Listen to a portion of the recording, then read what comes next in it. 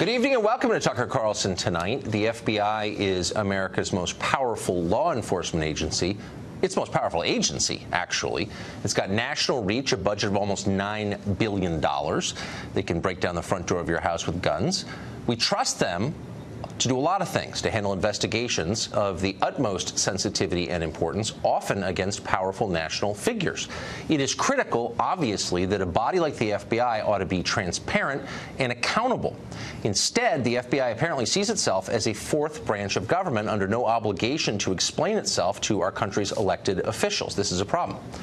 Republican Senator Ron Johnson represents Wisconsin. He chairs the Senate Homeland Security Committee. He and his committee have spent years trying to get information from the FBI, only to be, there's no other word for it, stonewalled in case after case. Today, Johnson released former FBI Director Jim Comey's draft statement on the Hillary Clinton email probe. The draft makes it crystal clear that the document was edited in a way that considerably watered down the Bureau's findings to Clinton's benefit. The question is, who made those edits? The FBI will not say. Many suspect it's Peter Strzok. Strzok, of course, has since been exposed as a fierce partisan who detested the president, loved Hillary Clinton, and thought the FBI needed, quote, insurance against a Trump win. Comey's letter is far from the only evidence of FBI heel-dragging. It has repeatedly ignored congressional requests for information related to a whole bunch of things, including the Boston bombing attack, the Tsarnaev brothers, you'll remember, the attempted shooting in Garland, Texas, that an undercover FBI agent helped provoke.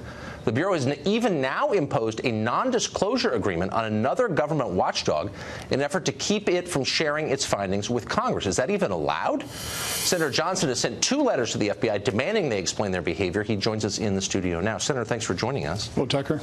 So the question is, your office released today the draft of this Comey speech, and it's pretty clear that someone changed it in Hillary's favor. Right. And I think any reasonable person can conclude that. The question is who. You've asked the FBI to explain who made these edits. Why won't they respond? They don't believe they need to, or they have to. They're not going to be compelled to, apparently. What's really interesting about this is this draft statement was done months before they completed the interviews. The FBI, again, this investigation into Clinton's email really was not meant to uncover the truth leading to a prosecution. From my standpoint, it's really meant to cover up the truth and exonerate Hillary Clinton. And the fact that you have the FBI director writing basically a letter, a statement exonerating Hillary Clinton, but in that letter, in the earlier draft, he was using the term gross negligence a number of times. He was talking about the sheer volume of the material that would be classified, which would be one of the standards in terms of why he would prosecute. Later on, he talks about, well, it's just not the volume there. But he earlier had in there that just the sheer volume would indicate this. So there's so many things in the initial statement that would lead to people saying, well, why didn't you indict? And I remember when he held that news conference. Yes, that was in July. I had attorneys that were prosecutors, and as he was going through the evidence, people were going, man, he's going to indict her. He's going to indict her. And then, whoa, he's not indicting her. But it doesn't make any sense. I mean, so the letter you sent today lays out the timeline, and it's really interesting. So the draft was written or edited at the beginning of May 2016.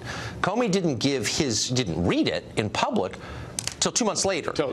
When this was written, basically exonerating Hillary Clinton, they had not interviewed Hillary, Cheryl Mills, and about a dozen other people. So that just looks like a sham to me. Well, and then you take a look at the immunity agreements they gave to Cheryl Mills and Heather Samuelson. They gave them. They basically blocked the FBI from looking at certain emails for certain time frames that would have proven potentially obstruction of justice. They allowed them to then destroy their computers.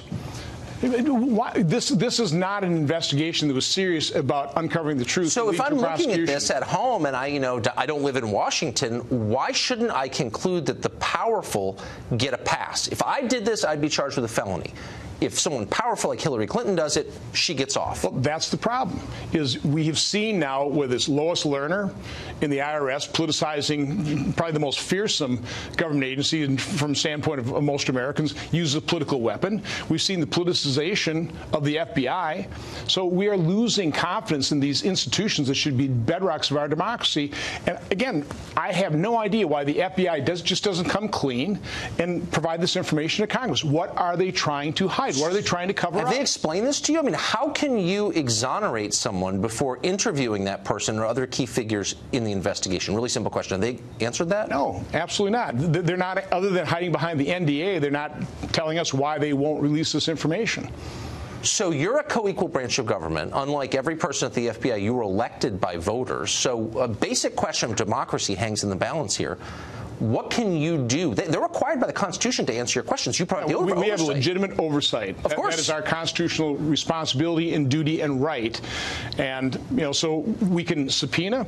But again, we have no power to really enforce those subpoenas. That resides within the executive branch, within the Department of Justice. And that's where the problem lies. So what can you do?